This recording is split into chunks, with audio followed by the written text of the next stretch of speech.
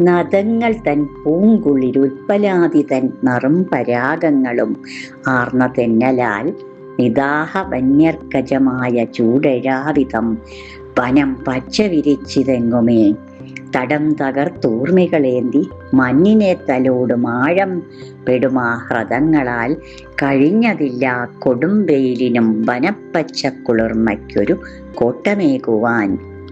പെട്ടെന്ന് കേട്ടാൽ വള്ളത്തോളിൻ്റെയോ ചങ്ങമ്പുഴയുടെയോ വരികളാണെന്ന് തോന്നുന്ന അതിമനോഹരമായ ഈ പ്രകൃതി വർണ്ണന പ്രസിദ്ധമായ ഒരു സംസ്കൃത ഗ്രന്ഥത്തിലെ ഒരു ശ്ലോകത്തിന്റെ അതിമനോഹരമായ തർജ്ജമയാണ്. വരികളുടെയോ ഭാഷയുടെയോ സൗന്ദര്യത്തെക്കുറിച്ച് കൂടുതലൊന്നും പറയാനില്ല.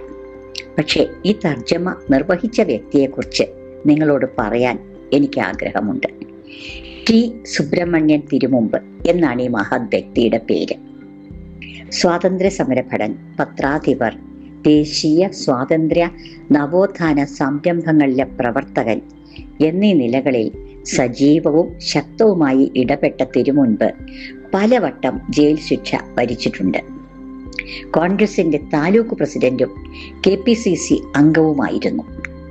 പിന്നീട് അദ്ദേഹം കമ്മ്യൂണിസ്റ്റ് പാർട്ടിയിൽ ചേർന്നു. വിപ്ലവ കവിയായി, ഗാനരചയിതാവായി ഒരു ദശകം നീണ്ട കാലഘട്ടം. ജയിൽവാസത്തിന്റെ കാലത്ത് തിരുമുമ്പ് വളരെ ഗഹനമായ വായനയിലേർപ്പെട്ടു. വിവിധ വിഷയങ്ങളെ അധികരിച്ചുള്ള ഗ്രന്ഥങ്ങളിൽ, ആത്മീയതയ്ക്ക് പ്രാമുഖ്യം നൽകുന്ന കൃതികളിൽ അദ്ദേഹം ആണ്ടുമുങ്ങുകയും പാടെ ഒരു പരിവർത്തനത്തിന് വിധേയനാവുകയും ചെയ്തു.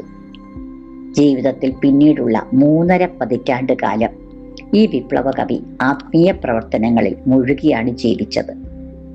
അതിബൃഹത്തായ ശ്രീമദ് ഭാഗവതം അടിമുടി പദ്യത്തിൽ വിവർത്തനം ചെയ്ത മഹാനുഭാവനെന്ന നിലയ്ക്കാണ് ഞാൻ അദ്ദേഹത്തെ മനസ്സിൽ പ്രതിഷ്ഠിച്ച് ആദരിക്കുന്നത്.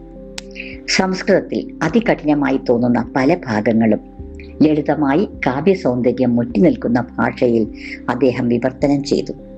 അവസാന കാലമൊക്കെ ക്ഷേത്രങ്ങളിലും മറ്റും ഭാഗവത സപ്താഹങ്ങളും സത്രങ്ങളും നടത്തി ഭാഗവതാചാര്യനായിട്ടാണ് തിരുമുമ്പ് കാലം കഴിച്ചത്. ഭാഗവതം ദശമസ്കന്ധത്തിലെ ഒരു ശ്ലോകത്തിന്റെ തർജ്ജമയാണ് ഞാൻ തുടക്കത്തിൽ ഉദ്ധരിച്ചത്. അതുപോലുള്ള ഹൃദ്യങ്ങളായ എത്രയോ വരികൾ നിറഞ്ഞവയാണ് തിരുമുമ്പിന്റെ തർജ്ജമ.